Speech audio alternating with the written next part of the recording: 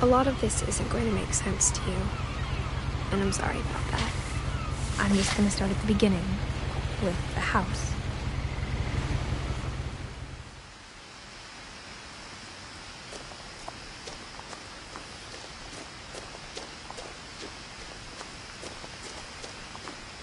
I lived here until I was 11, but I wasn't allowed inside half the rooms.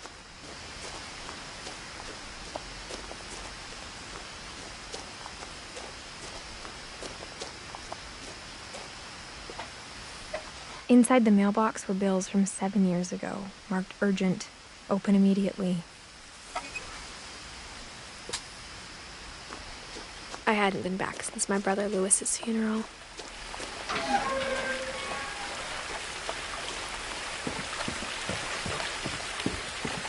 In her will, my mother left me a key, but didn't tell me what it unlocked. Maybe she thought I'd know, or she thought that the mystery would be enough to bring me back.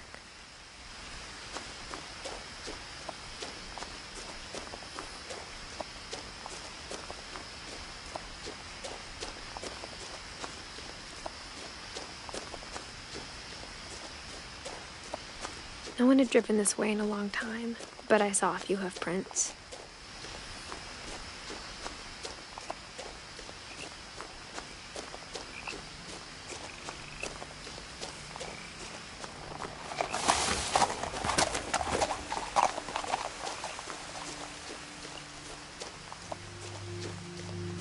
The truth is, even after I inherited the house, I never thought I'd come back to it. But now I had questions about my family that only the house knew the answers to.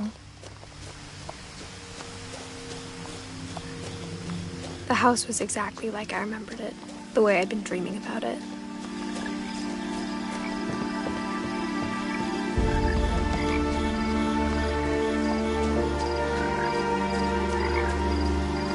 As a child, the house made me uncomfortable in a way I couldn't put into words.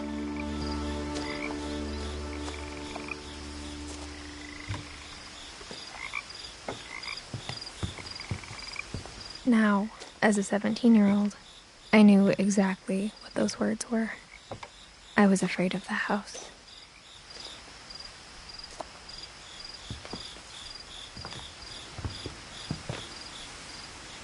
I hoped the key might unlock the front door. It didn't. Looking in, I felt like the house itself had been waiting for me.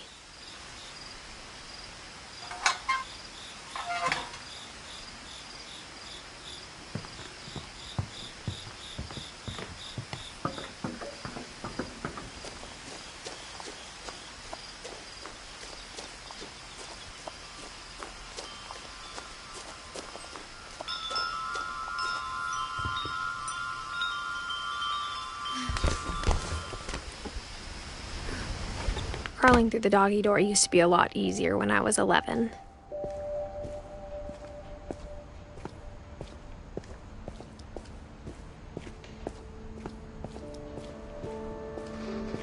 For the first time in years, I felt like I was home.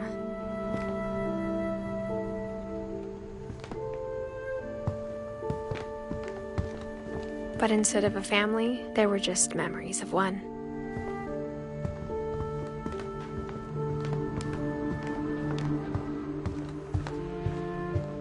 The table was still a wreck from the night we left.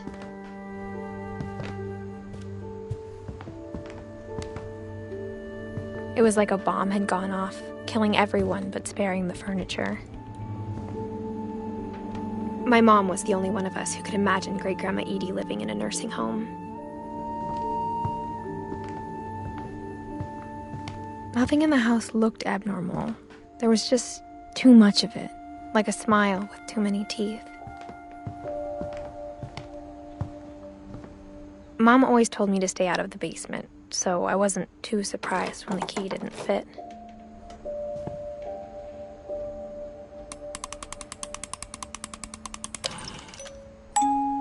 Great-Grandpa Sven built a music box for Barbara, along with the rest of the house.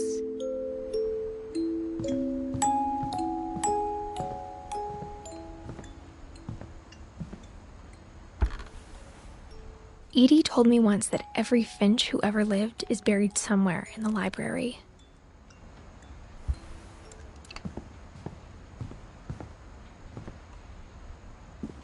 After Milton disappeared, Mom sealed up all the bedrooms. Then Edie retaliated and drilled peepholes.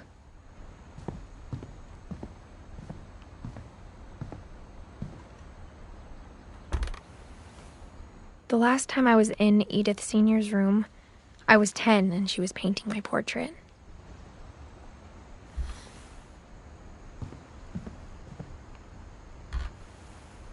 As a kid, I just assumed every house had peepholes and sealed rooms you weren't allowed inside of.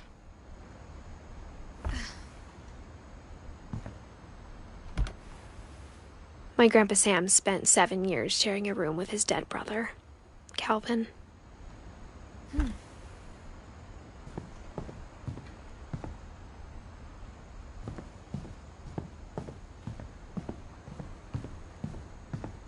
Whenever people ask me about my family, the first thing they always want to know about is Barbara. Mom must have locked the third-floor stairs on the night we left.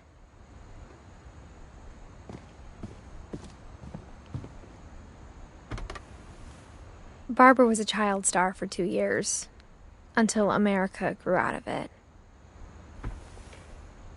Edie's father, Odin, built the original house.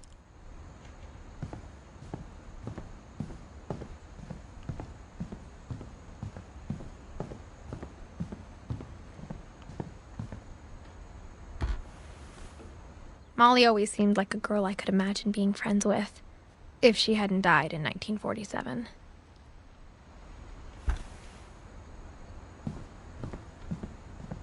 I spent a lot of time playing in Great Uncle Walter's room. I think my mom sometimes regretted not sealing it up. Lewis told me there were secret passages, but I never believed him.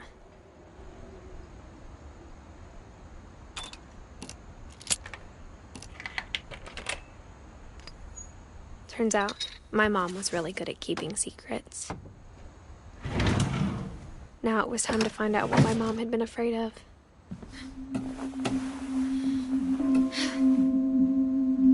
Reading this, maybe it sounds like I had a plan, but I had no idea what was behind that door.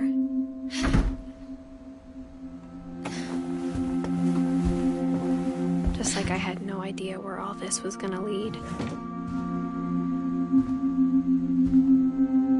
I grew up. Molly's gerbil had a tiny bedroom with its own even tinier gerbil cage.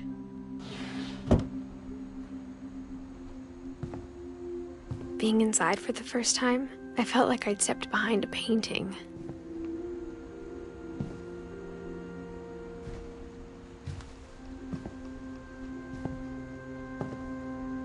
I got the sense Edie had spent a lot of time here. December 13th, 1947. Dear Diary, I'll be gone soon, but I wanted to tell somebody about what's gonna happen. It started when Mom sent me to bed without dinner. I woke up and I was starving, so I looked around for something to eat.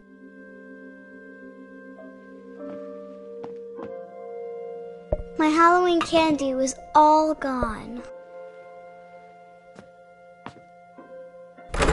Mom, can I come out now? Sweetheart, it's late. Go to sleep. The gerbil food was dry, but I didn't mind it.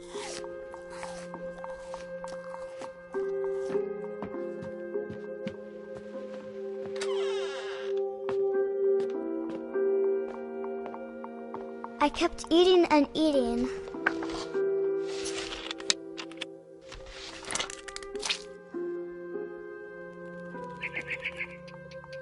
I ate a lot of things that night.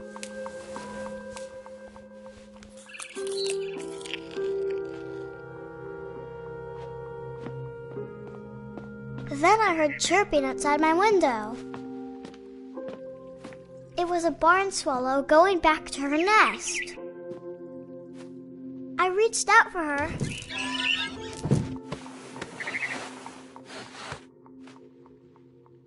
And suddenly, I was a cat. I tried to be quiet, but the bird was really scared.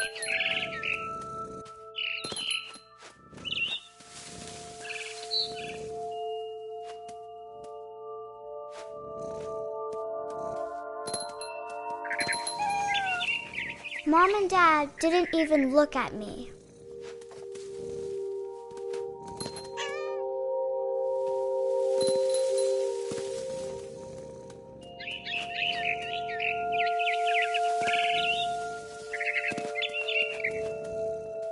I jumped and I almost got her.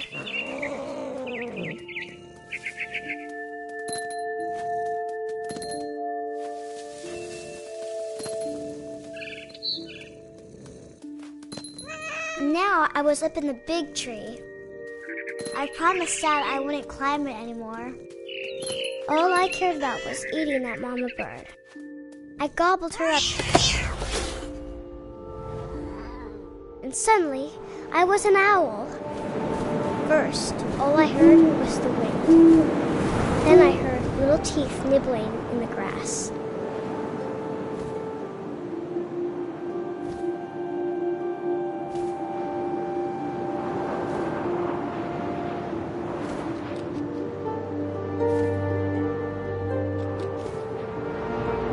Rabbits.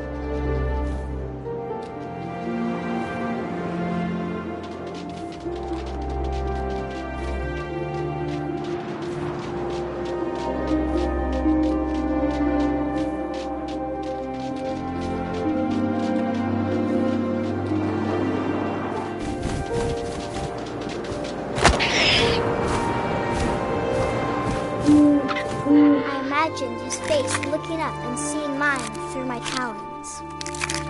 I swallowed him up, and I didn't chew one bit. Then I flew off to find something bigger.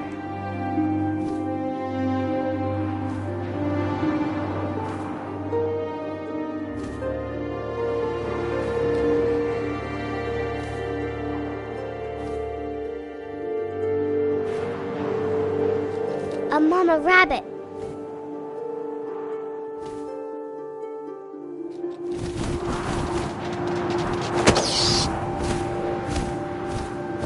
She was almost too big to carry.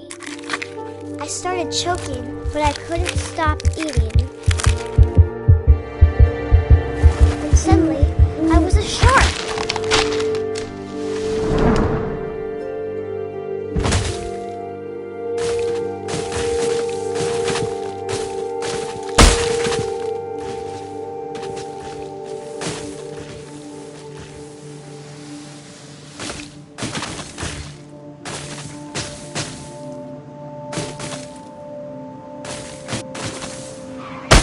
I rolled off the cliff and into the ocean.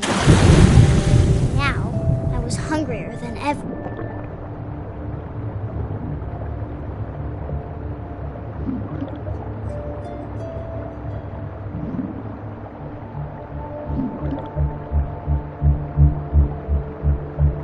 I wanted fat, juicy seals.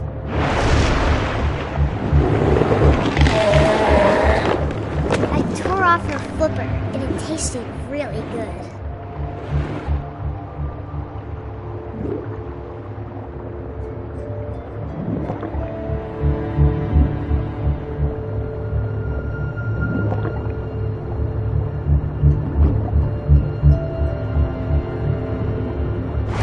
Grabbed on tight.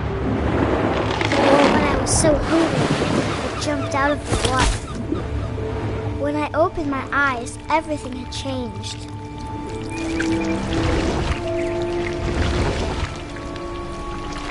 Now I was a monster, and I smelled people everywhere.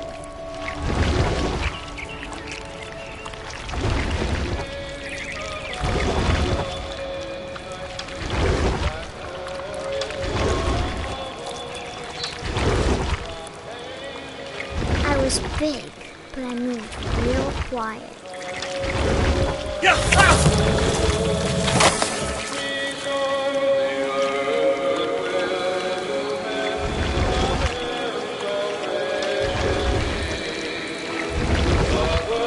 I wanted to stop, but also I didn't.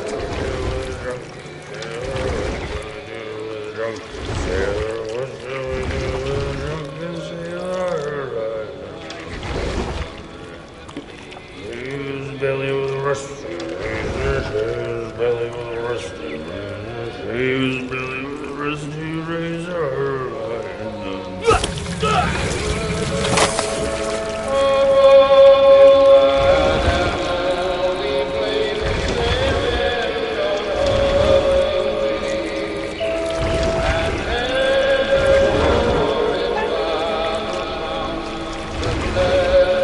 After the last passenger, I was still hungry. And across the water, I smelled something new. Something I had to have, so I swam towards it.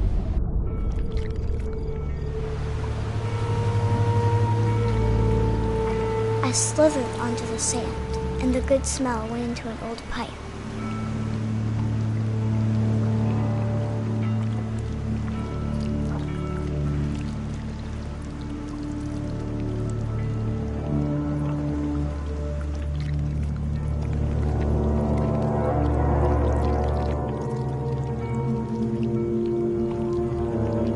I got closer and closer.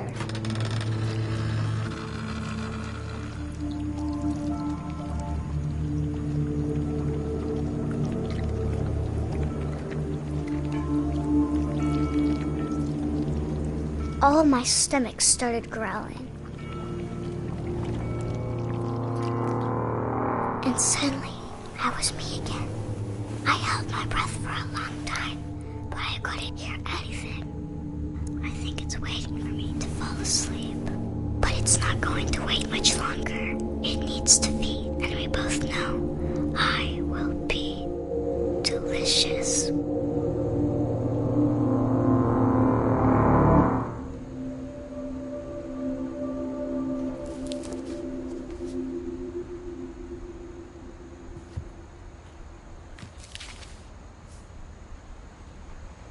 I'm not sure if I believed all of that, but I'm sure Edie would have.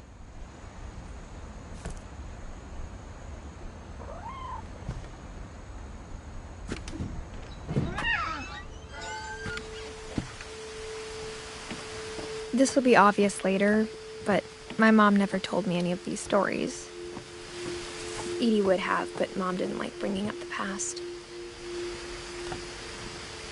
Though, when we adopted a stray kitten, she was the one who named it Molly.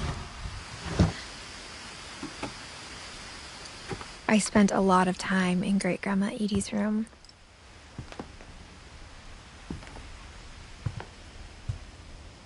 When Edie told people Sven was killed by a dragon, she could also have said he was building a dragon-shaped slide that collapsed. Even in her 90s, sometimes Edie seemed a lot younger than my mother. The only trace Grandpa Sam's first wife, Kay, left on the house was the pink bathroom. It was a pretty big trace.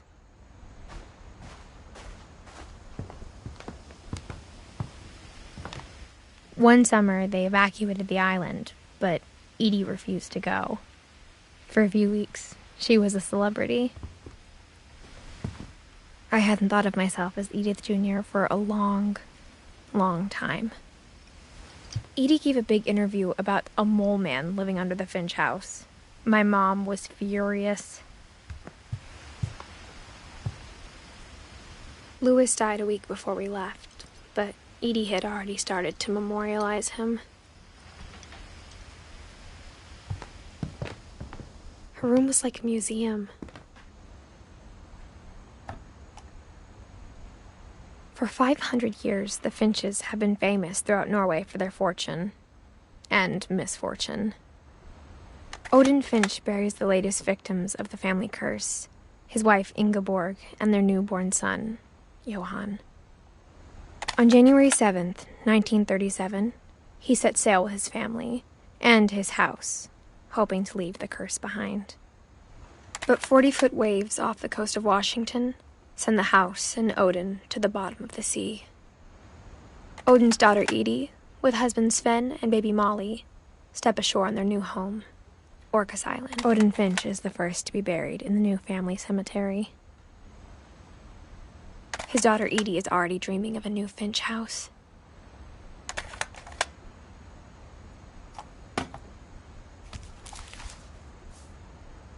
Whatever's wrong with this family, it goes back a long ways.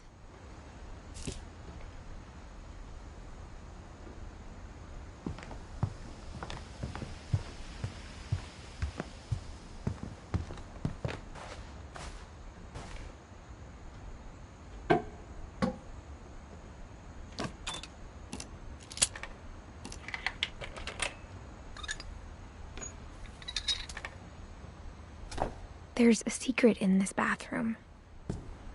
It's in the last place you would look. It isn't in the cupboard. It's hidden in this book.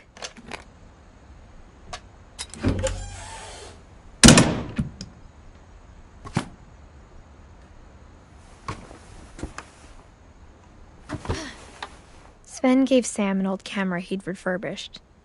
He never put it down.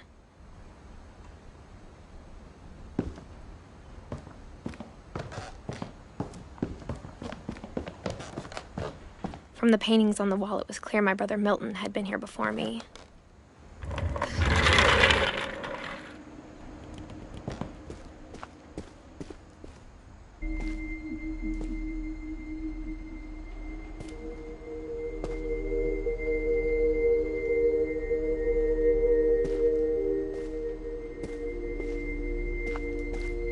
I knew Grandpa Sam had a twin,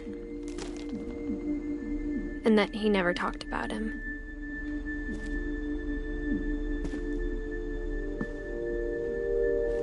I guess my grandpa didn't like history any more than my mom did.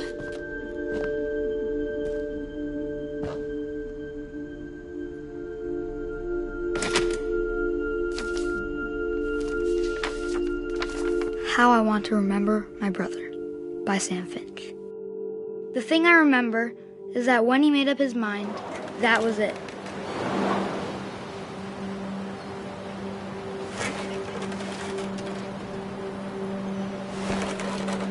My brother said he'd die before he ate another mushroom, and he did. At Barbara's funeral, we swore we'd never be afraid again, and he wasn't. I think Calvin always wanted to fly.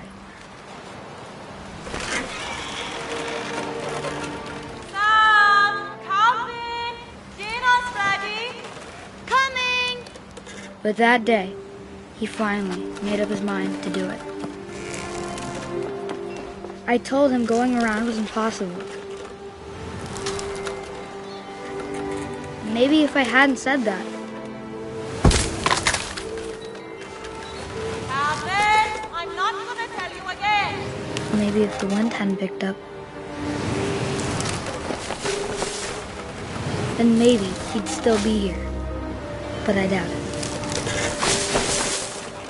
I think he'd already made up his mind. That's what I want to remember about my brother.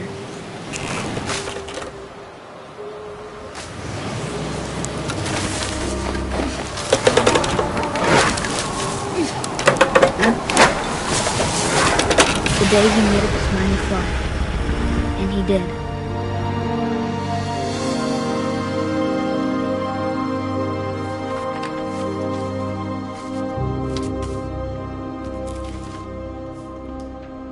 Calvin's story felt strangely familiar. When I was younger, I remember trying to do the exact same thing. After the funeral, Edie roped off Calvin's half of the room.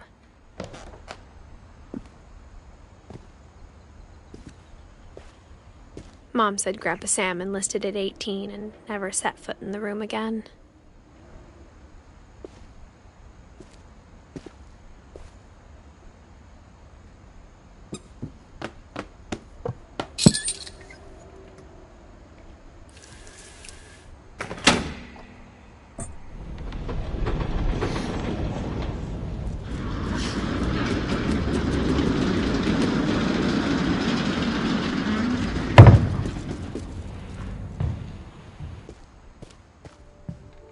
The passages were a pretty tight fit. They'd obviously been built for smaller hands and bellies.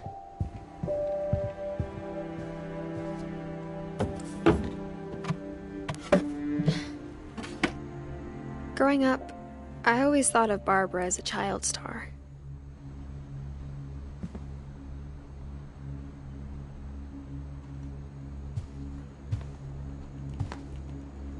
I never thought about how hard it must have been for her afterwards.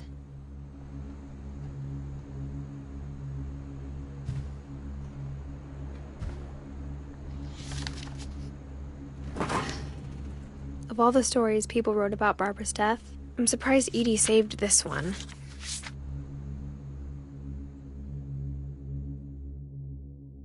Old Jack here with another ghastly tale inspired by America's most unfortunate family. I'm calling it The Surprise Ending of Barbara Finch. As a child star, Barbara was famous for her scream. Now at 16, she was all washed up. A has-been. But in a lucky break, she'd been asked to perform her signature scream at a local convention for monster movie fans. It was just the boost her career needed. Unfortunately, her scream hadn't aged well. Getting better. I think you just need the right motivation. Her biggest fan and current boyfriend, Rick, was about to demonstrate when... Now that was a great scream. It was Barbara's father, Sven. He'd slipped into a table saw and had to be rushed to the emergency room. So Barbara got stuck babysitting her youngest brother, Walter. Her convention comeback was cancelled. Okay, I'm hearing frustration, but I'm not hearing terror. What if I tried... A gang of hoodlums in Halloween masks have been terrorizing Orcas Island tonight. Police are urging residents to... That came from the basement. You're right! Also, I loved your delivery on that. Why is your basement door locked? Because my dad likes making puzzles and secret passages. There's a key hidden in the music box. The secret is to keep winding and winding until finally the key pops out. Thanks, babe. I'll be back in a sec. 20 minutes later, Rick hadn't returned. So Barbara went to look for him, right on cue. She reached for the music box. And as she wound the key, she listened for Rick, but the house was silent.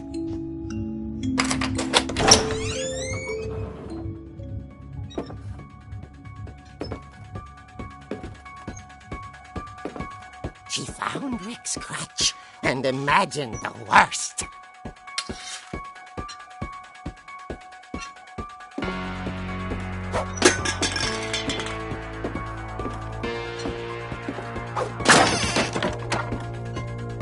The gang's leader is the infamous Hookman killer, Dr. Carl Hamill, who impaled and then ate his family 10 years ago tonight.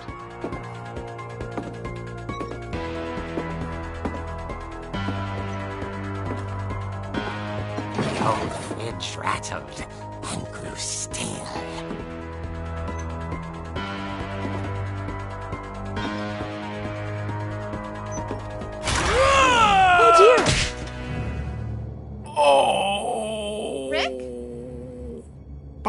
relax. I was just trying to scare you to help you find your scream. Well, I'm not scared, Rick.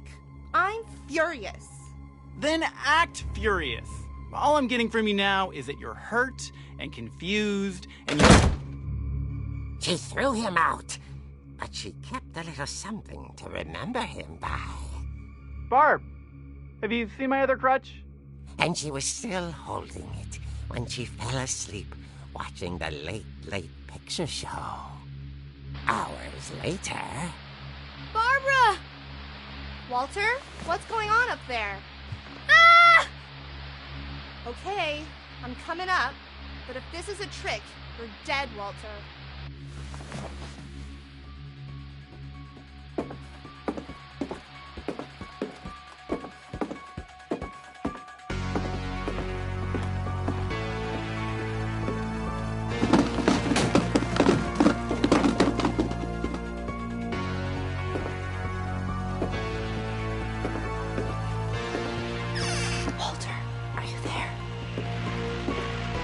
Walter had vanished, but his bedside radio was still on. Orcas Island police describe the man as 6 feet tall, with a steel hook for a hand. Residents are urged to lock all doors and windows and notify the police of any suspicious activity. Barbara turned, saw the hook man, and was speechless. He was quite smashing.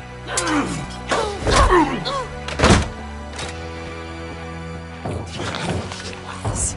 He couldn't get enough of Barbara.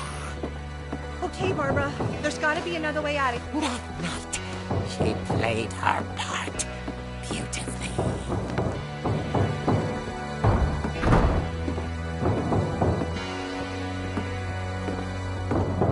Molly's door hadn't been opened in years.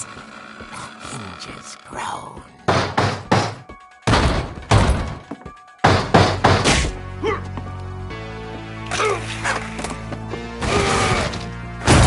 He wasn't moving, but she sensed the story might not be over yet.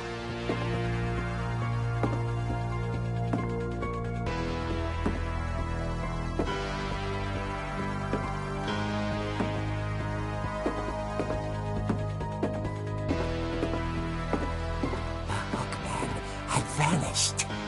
She listened for his breathing, but all she heard was...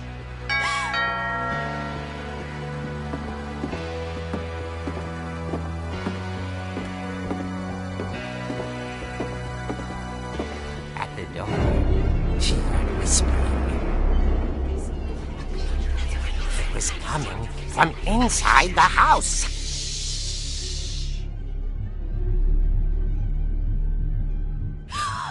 Oh dear. Surprise! Bravo, Barbara! You were wonderful. The monsters had come to surprise her. For Barbara, it was a dream come true. Then she saw what kind of monsters they were, and she realized what was about to happen. She was going to be famous.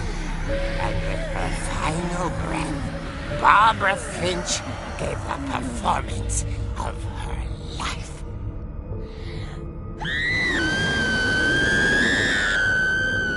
I wasn't there myself, but I hear Barbara was magnificent. Poor girl. She had a taste for stardom. But unfortunately, so did her fans. Of course, the police blamed it all on poor Rick, who disappeared the same night. And little Walter, hiding under his bed the whole time. He took it all pretty hard, but that's another story. As for Barbara, tucked inside the music box is all they ever found of her. Her ear. Now that's what I call a real eerie tale.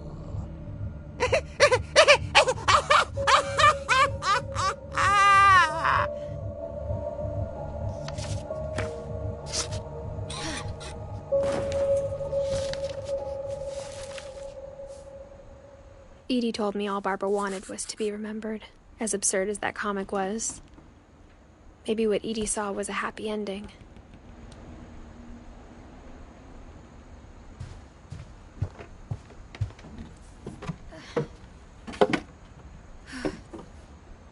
I guess now I know why Mom didn't like me playing with the music box.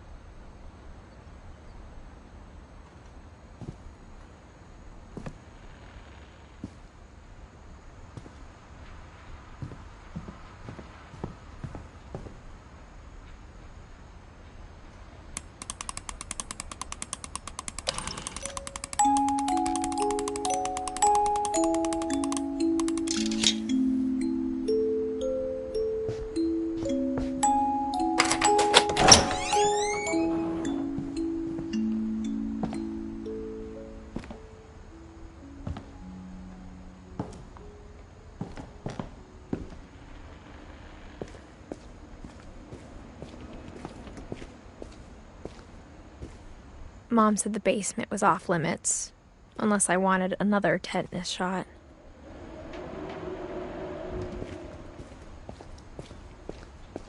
I saw Edie sneak down to the basement once, carrying packages. I thought maybe she was hiding presents.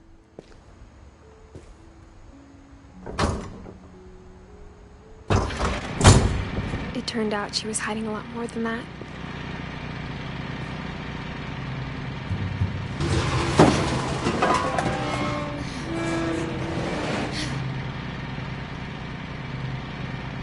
I remember asking Mom once about where Walter had gone. She said after Barbara died, he got as far away as he could. If there's a pattern in all these stories,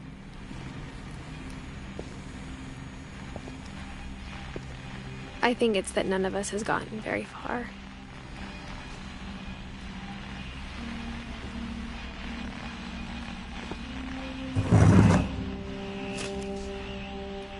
Goodbye, everyone. I can't believe I've been down here for 30 years. On that first day, after the shaking started, I didn't think I'd survive a week.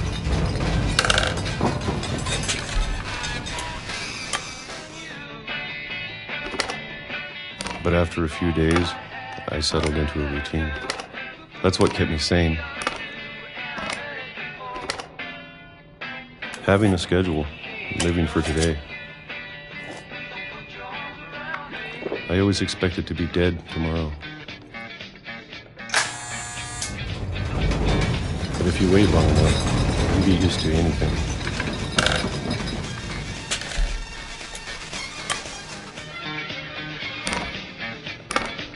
Even a monster on the other side of the door starts to feel normal. Almost friendly.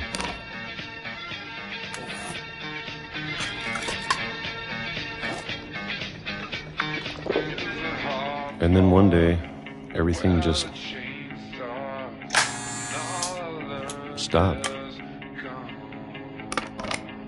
Whatever that thing was, it was gone.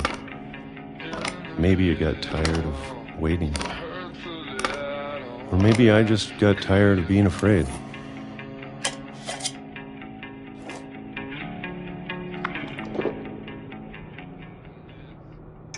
It's been a week now. The longest in 30 years. I'm done waiting. I have to leave. Well, I still can.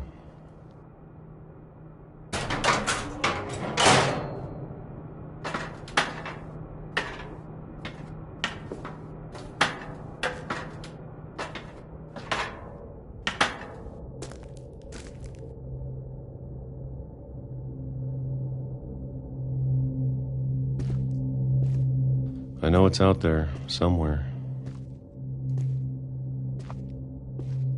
Whatever killed Barbara, and Molly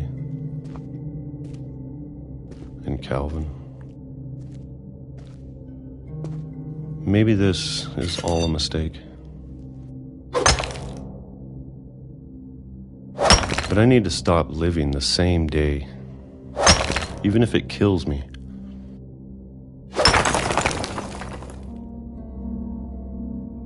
Whatever's out there, I want you to know I'm ready for it. I'm going to appreciate all of it, especially the food. I don't mind if I only have a year left, or a month, or a single week. I'd be happy with one more day. I can already imagine the sun on my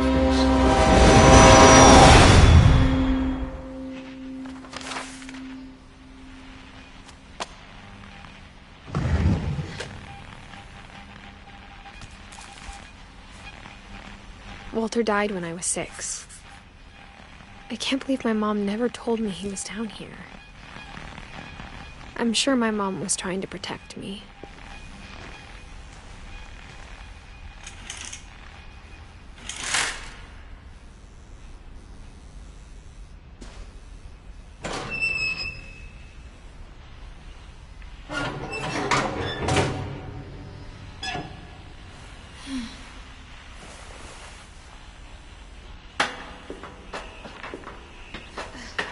Maybe she was afraid I'd end up like Walter. But if she never told me about an uncle under the house, I can only imagine what else she was hiding. I don't want to make the same mistakes she made. Trying to bury something that's still alive.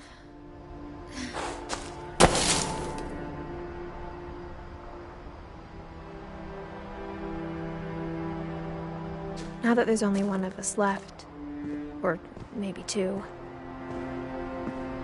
I thought it was time I heard the stories for myself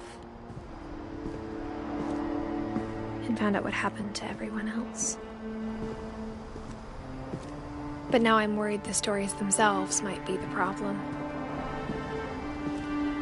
Maybe we believed so much in a family curse, we made it real.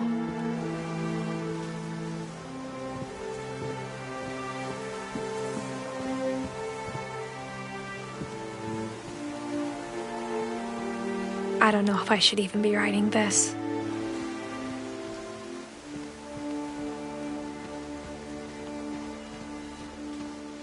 Maybe it'd be better if all this just died with me.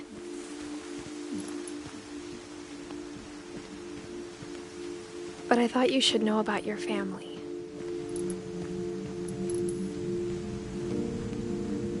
And the history you're a part of.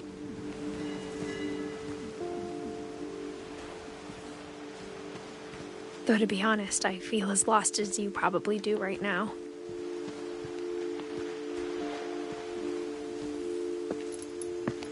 I think the people in these stories believed them, for what that's worth.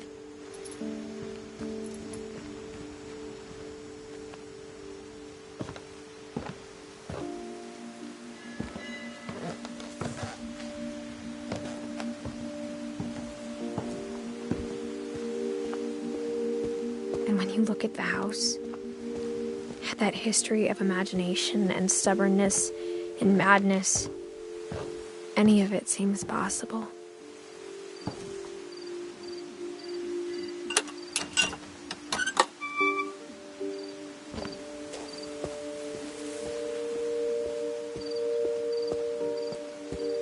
I think we've been surrounded by death for so long, we've just gotten used to it. What kind of family finishes building a cemetery before starting the house?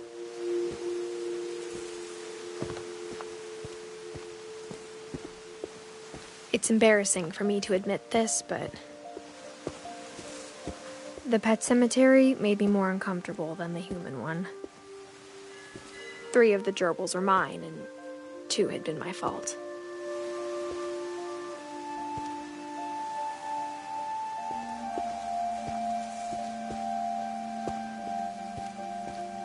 Sven built the house, but it was Edie who designed the cemetery.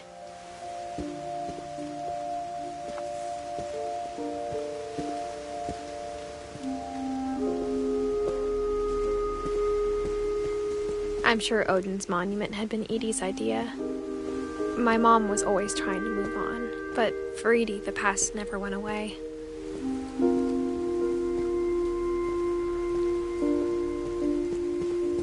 She could see it poking out of the water at low tide.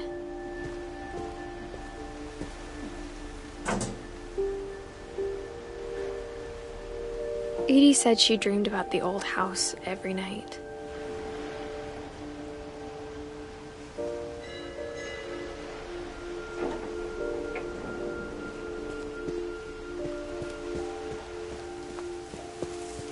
Edie's side was always easier for me to understand. But the older I get, the more I can see where my mom was coming from. Her dad had been pretty strict, but it wasn't enough to save her brothers. She was just trying to do better. She lost 2 of her brothers, just like I did. I get why she tried so hard to protect us. We never found Milton's body, so my mom insisted we were putting up a monument, not a tombstone.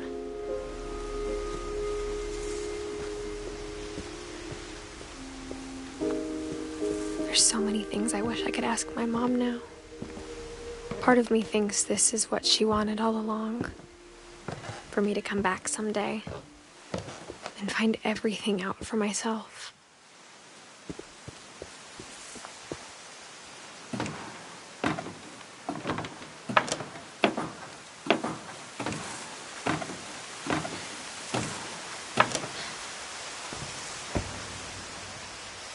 But looking back on it now,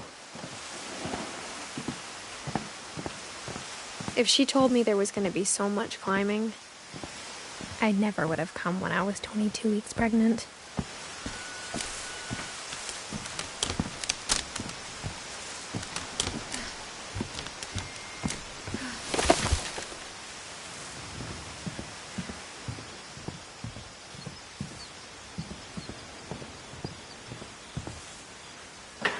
I never met Grandpa Sam, but I think he and my mom had a lot in common.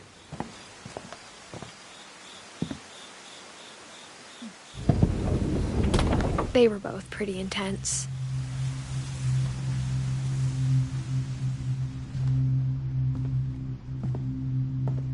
Instead of hiding from death, Sam seemed to go out of his way to meet it.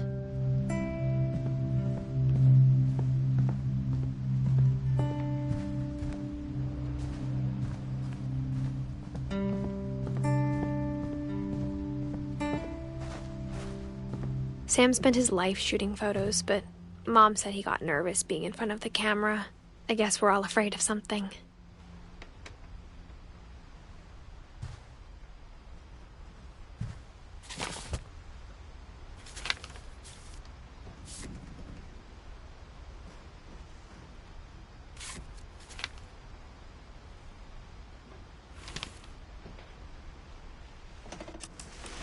Dawn, I promise, you'll never forget this weekend. Yes, sir. These memories are gonna last a lifetime. Hmm? What? Am I gonna have to shoot anything? It's a hunting trip, Dawn. Shooting is strongly encouraged. Perfect. It's gonna rain the whole weekend, isn't it?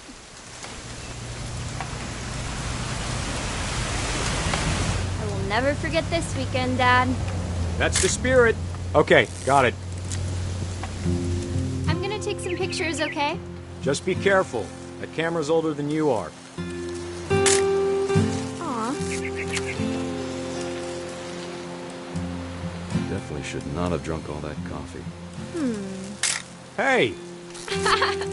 That's a keeper. I'm just saying, I'm not always gonna be here, Dawn. You'll need to remember this stuff, if you want to survive. I'll be fine, Dad. You know who else thought he was gonna be fine? Some guy who died. Dawn, I'm being serious. I know, Dad. You're always serious. Doesn't being out here make you want to chill out? Well, to tell you the truth, I haven't been out here in 20 years. Dawn, don't you think you could find something more interesting to photograph? Last time I was with my brother Calvin. Dad! Good eyes, Dawn.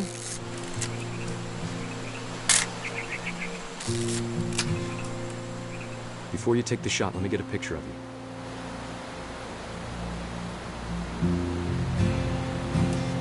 Dad, I... Just breathe. Turn off your imagination. Focus on your target. Let me get behind you. Do I have to do this? Dawn, you don't have to do anything. But if you want to survive, you'll need to be strong. Great shot, Dawn!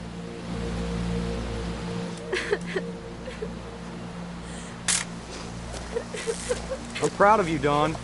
Always remember that, okay? Dad, it's twitching. I think That's it's totally normal, Dawn. Just focus on the camera. Try not to think about... Dad!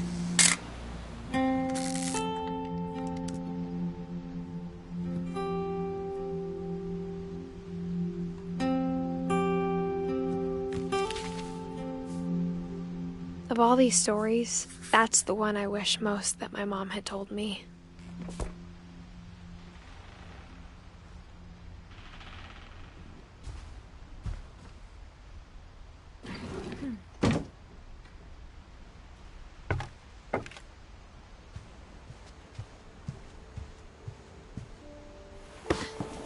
After Sam died, my mom and Edie got really close. They'd both lost a lot.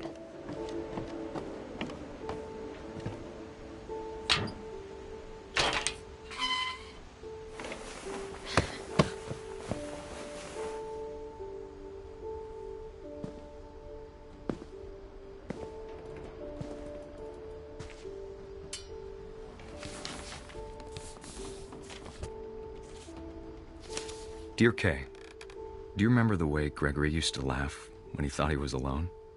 Like something funny was happening, but only he could see it. I think he saw things the rest of us don't.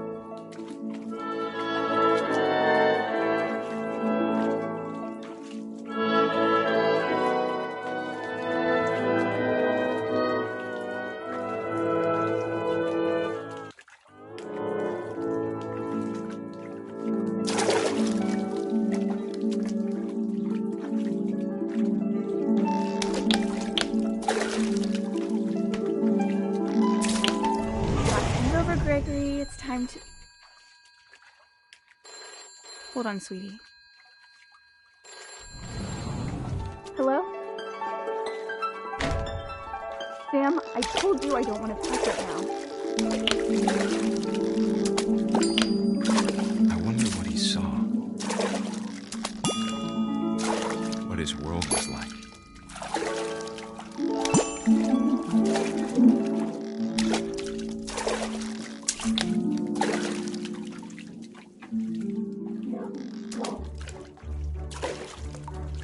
He reminded me so much of Calvin.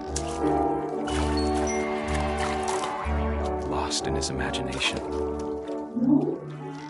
Whatever it was he saw, it sure made him happy.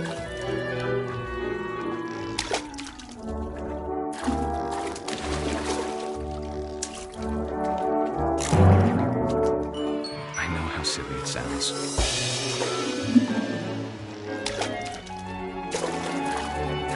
But I worried about a baby being too happy. But I feel him slipping away. Sorry about that, Gregory.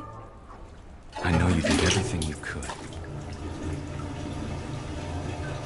Maybe if I hadn't called that night.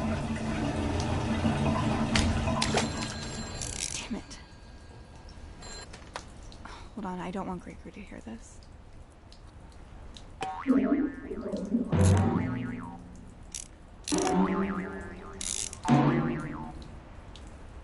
wish he could have told us. About the world he saw.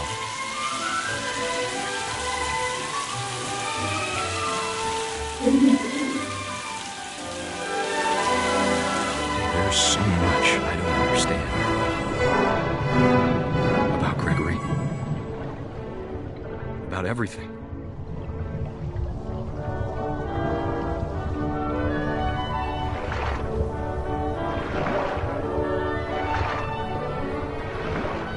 But I know what happened wasn't your fault.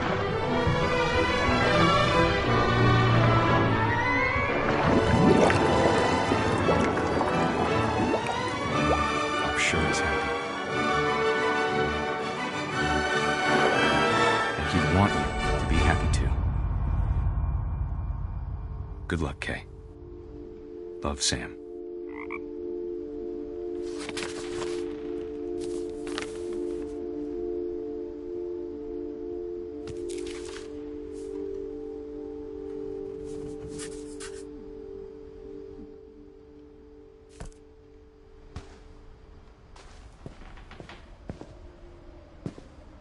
I can't imagine my mom ever writing poetry, and yet... A poem for Gus, who always said the wedding was a bad idea.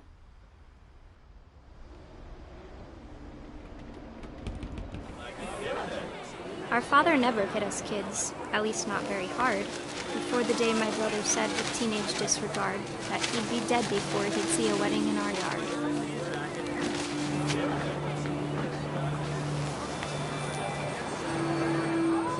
My father made him come, of course, but Gus stood far apart, just flew his kite and bottled up the storm inside his heart.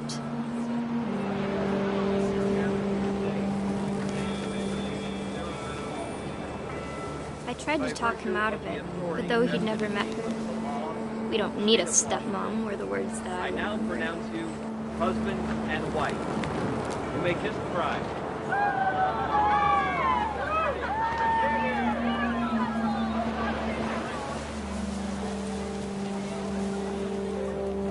When the time for photos came, Dad ordered him to come here. But Gus declined, and as a sign held up his middle finger.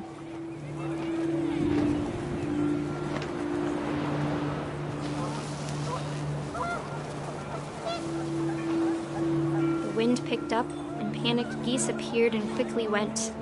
But all the humans did that day was go inside the tent.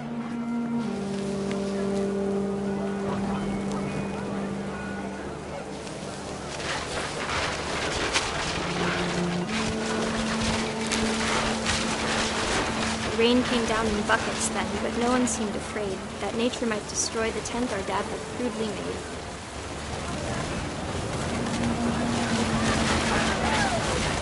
The thunder sounded much too close and full of angry power. But all my father said to this was, "Make the music louder."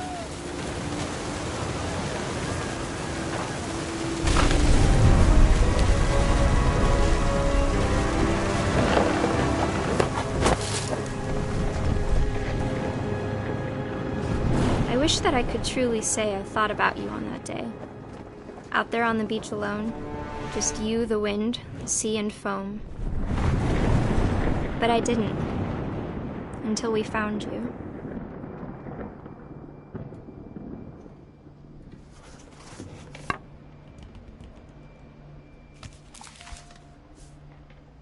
She never talked about him, but Mom told me once if I was a boy, they were going to name me Gus.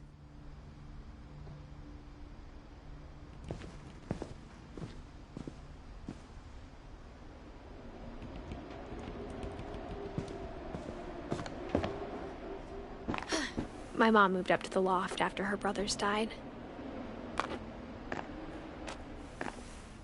At the time, it was as far away as she could get.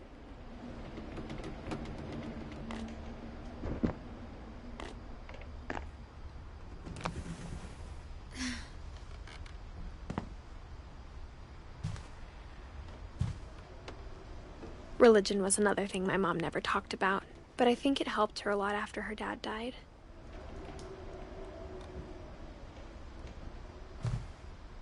She spent a summer building houses in Calcutta, where she met my dad, Sanjay.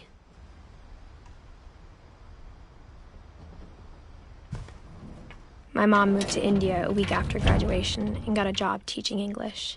Louis was born a year later.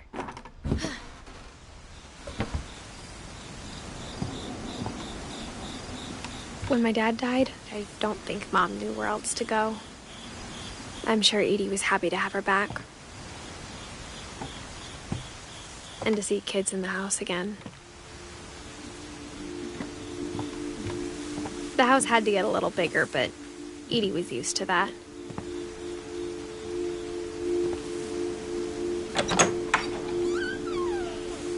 And for a while, things were good. Almost normal.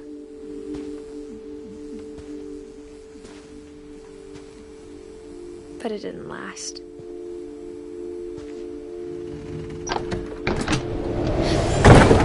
The beginning of the end was Milton's 10th birthday, when Edie gave him a castle.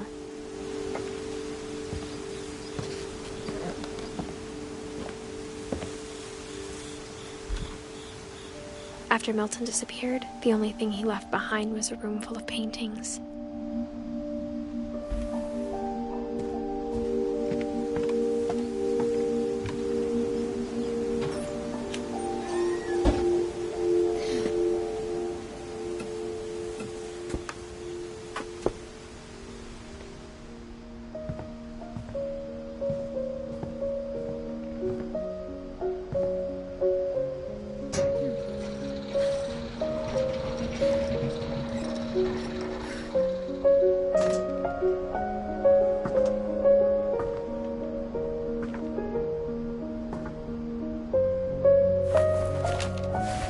Milton Finch in The Magic Paintbrush.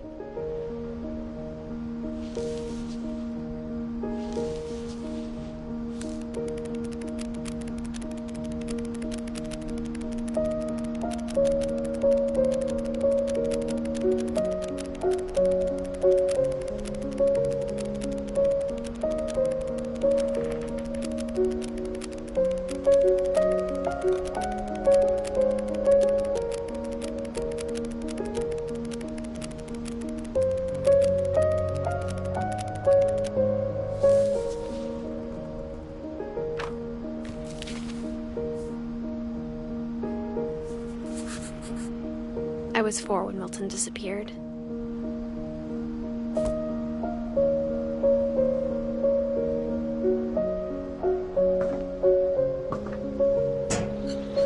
Mom spent months searching for my brother. Then she sealed the doors.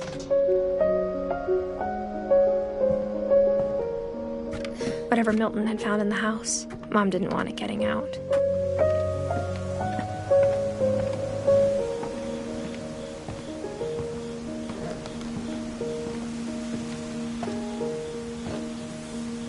Mom definitely blamed Edie, but I think Louis blamed himself. After he graduated, he just spent more and more time in his room, until Mom got him a job at the cannery.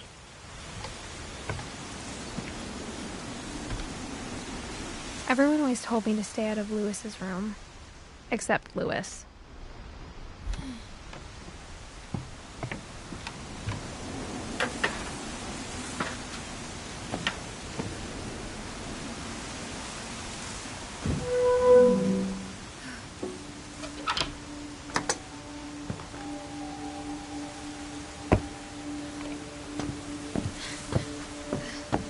Louis's room smelled very, very familiar. That part of him lived on.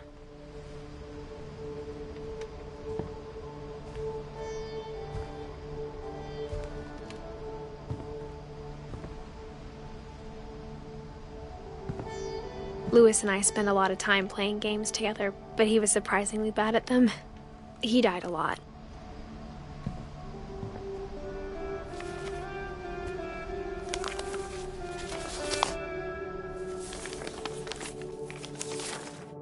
Dear Mrs. Finch, as Louis's psychiatrist, I can understand your desire for an explanation. As I see it, the trouble began in January, shortly after we convinced your son to seek treatment for substance abuse. Newly sober, I believe Louis first noticed the monotony of his daily life.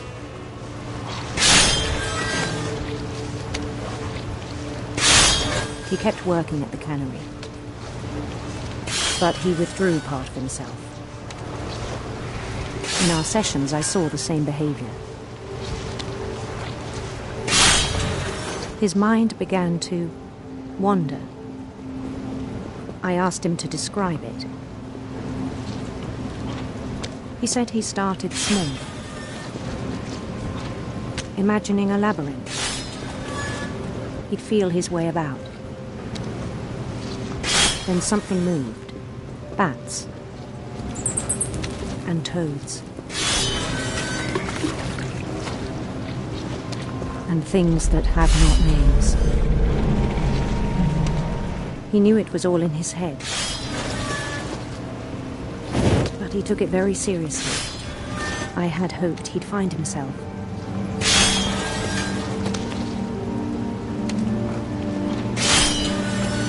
But he found something more.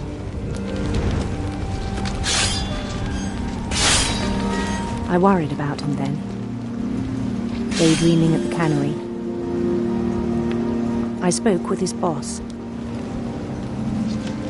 But he said Lewis had become a model employee. Methodical, tireless, focused. Like a whole new Lewis. So I let him go on.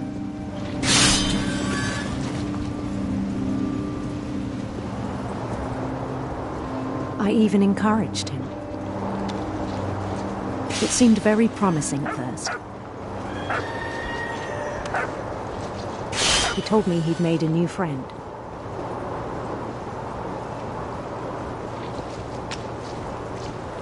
On the edge of a city he named Lewis Topia.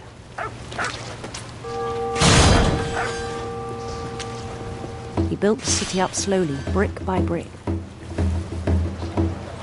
Then he made musicians.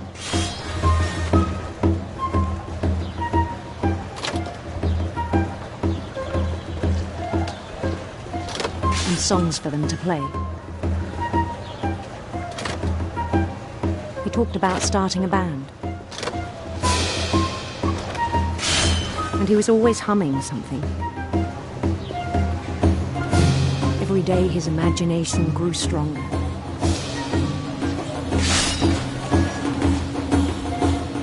He no longer spoke at the cannery. But his chopping was as reliable as ever. Then one day it struck him that all the cheering crowds, even the stones under his feet, were all in his imagination. So he could do whatever he wished.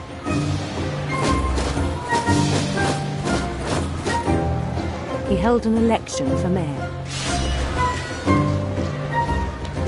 And he won. They begged him to stay, but his mind was already wandering. It became a game for him.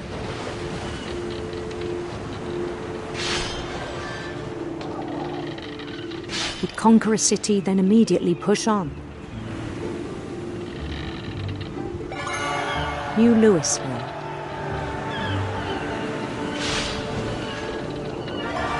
St. Louis.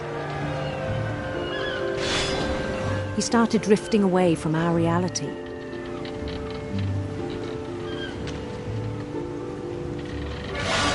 Minneapolis, until one day he forgot to go home from the cannery. Even as his mother pleaded with him, part of Lewis kept sailing on.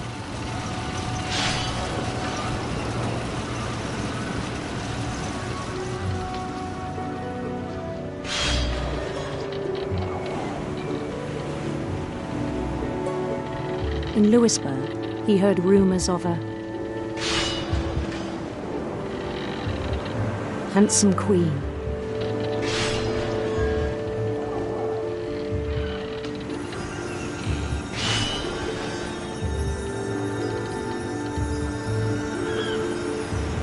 The queen was on her own quest for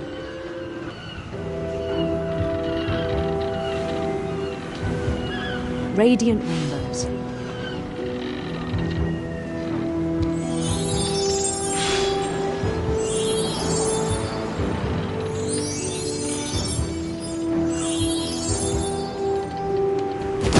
followed the sound of her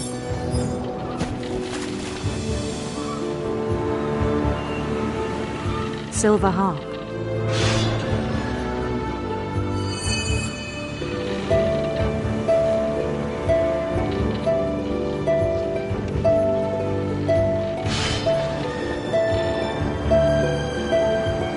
His chase led him to a golden palace east of the sun and west of the moon. Even then, his logic remained sound. He knew the world was all in his imagination.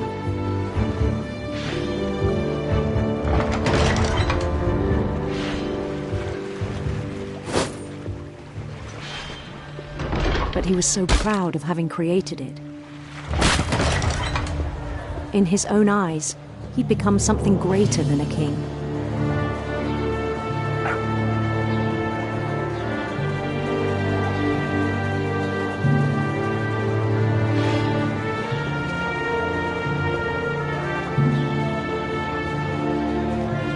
For someone who'd never known success in the real world, I think it was overwhelming.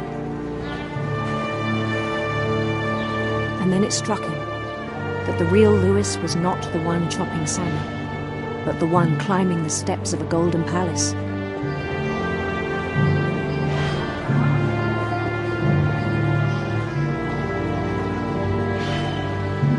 My imagination is as real as my body, he told me. It was hard to argue with him.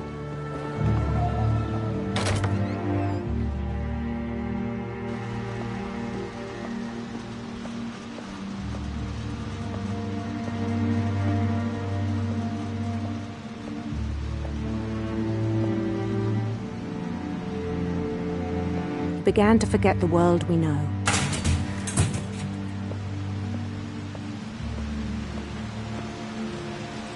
I think it pained him to remember Lewis, the cannery worker.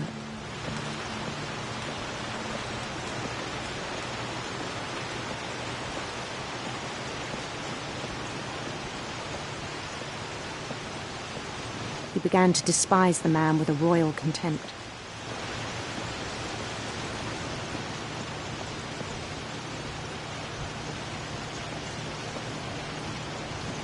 I still thought I could save him. Even after he said he was being crowned king over all the lands of wonder. The palace would be packed with his companions.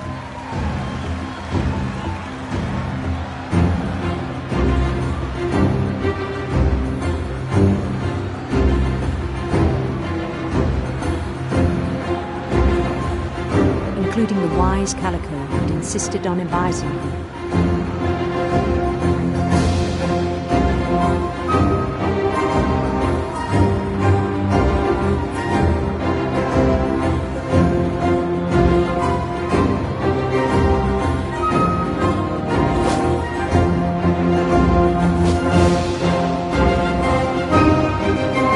His queen waited, holding his crown.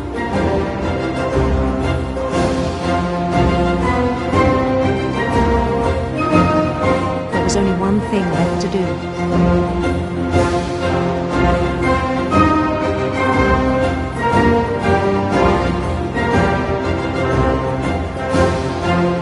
Bend down his head.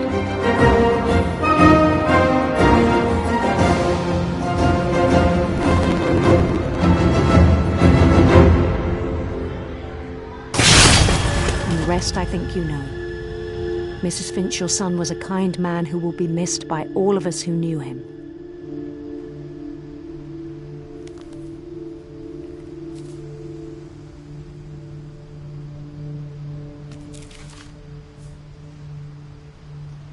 My brother was really cool. I wish you could have met him.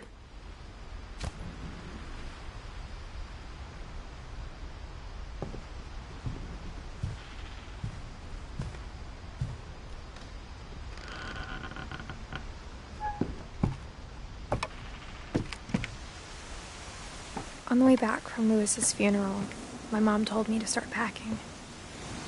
She waited until the day before we left to tell Edie.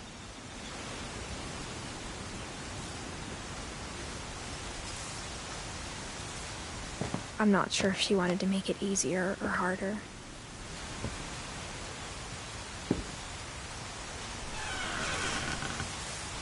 I wish we'd stayed.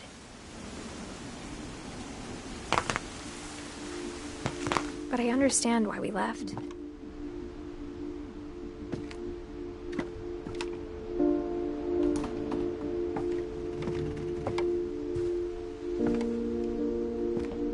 My mom ended up leaving everything behind.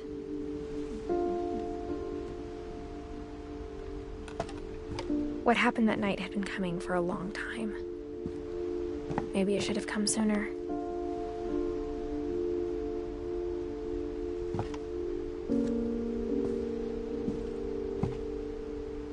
But it had to end one way or another. All that's left now is to tell you about that last night.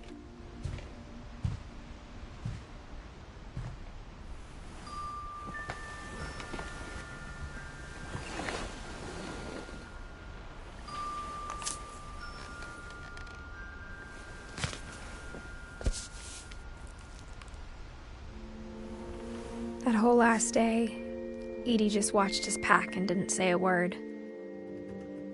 Until supper, when she raised her glass and said, "To our final night together, and all our final nights apart." Grandma, you know what I said about alcohol. Some of your medications are very Edith, specific. I left a present for you in the hallway. Why don't you go open it? The grown-ups have to argue now. I'm sorry, you're right. We're all leaving tomorrow. Let's just enjoy our last... I'm not leaving. Edith, you're excused.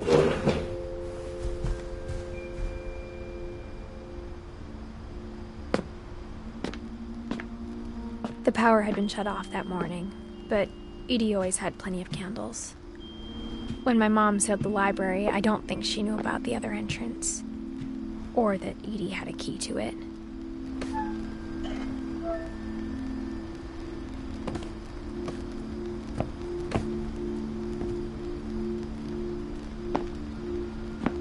That thing you're afraid of isn't going to end when you leave the house. Edith has a right to know these stories. My children are dead because of your stories. I think it's best if Edith and I leave tonight. We'll have the nursing home send a van for you in the morning, okay?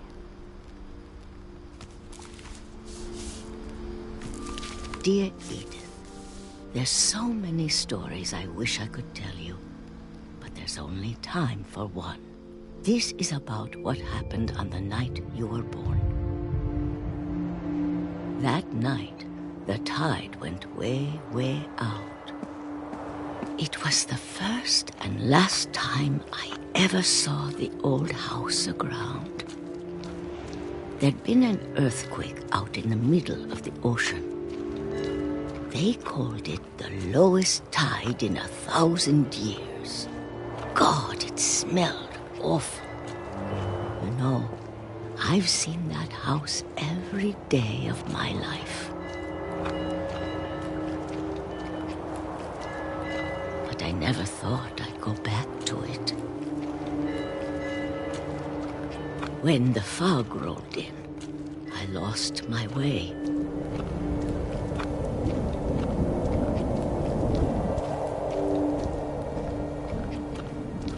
I got turned around.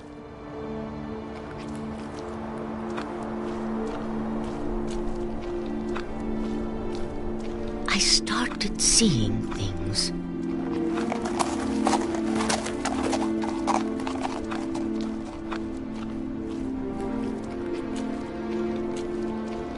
Things I'd forgotten had ever existed.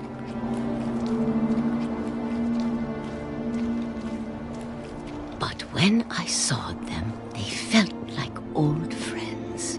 That night, a lot of things came back to me. Or maybe I came back to them.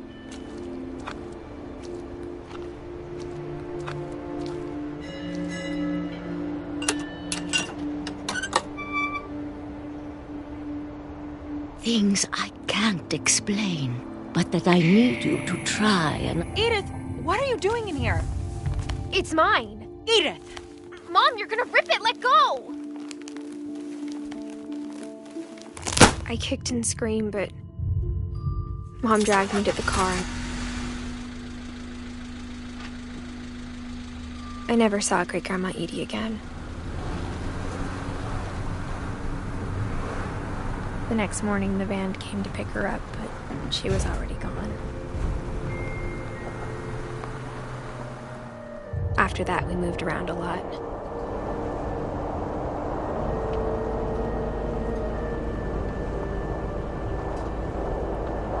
We both tried to make the best of it.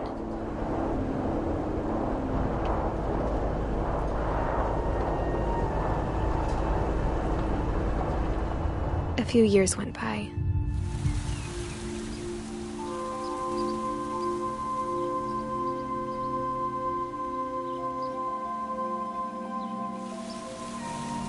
My mom didn't like to talk about it.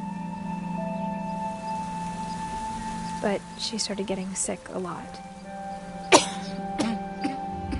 The rest happened pretty quickly.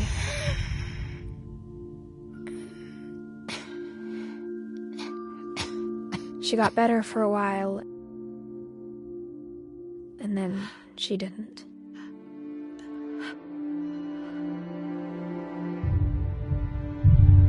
And then I was alone.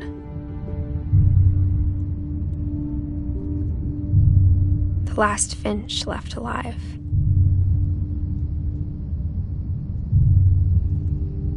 Until I found out about you. I'm still not sure what to tell you about all this. If we lived forever, maybe we'd have time to understand things. But as it is, I think the best we can do is try to open our eyes.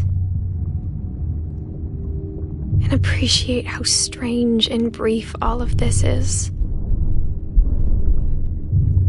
This journal was supposed to be for you. But now I hope you'll never see it. I just want to meet you and tell you all these stories myself. But I guess if you're reading this now, things didn't work out that way.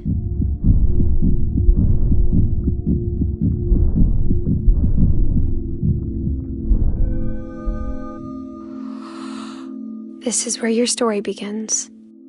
I'm sorry I won't be there to see it. It's a lot to ask, but I don't want you to be sad that I'm gone. I want you to be amazed that any of us ever had a chance to be here at all. Good luck.